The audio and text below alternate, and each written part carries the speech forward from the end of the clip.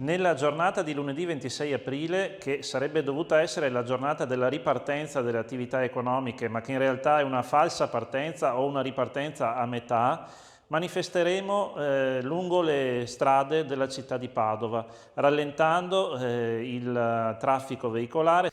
Una protesta con tanto di pentole e mestoli il giorno di quella che i baristi e i ristoratori dell'Appe definiscono falsa ripartenza. Una protesta forte perché, nonostante il cambio di governo, le tanto sospirate aperture non ci sono. Perché il 26 aprile potrà tornare a lavorare solo chi ha un plateatico servendo i clienti all'esterno. In provincia di Padova sono circa 2100 gli esercizi che hanno la possibilità di utilizzare spazi all'aperto. A questi, però, vanno sottratti almeno 400 locali che hanno, nelle loro disponibilità, solo pochi metri quadri. 14 mesi di stallo per i ristoratori, con spese per adeguare i locali, tasse da pagare e ristori che vanno a coprire solo una minima parte dei costi delle attività.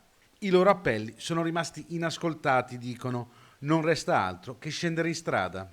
Non possiamo più continuare in questa situazione, abbiamo bisogno o di aiuti concreti, se non ci sono la possibilità di aiuti concreti, allora che ci sia la possibilità di poter riaprire e di poter salvarci da soli.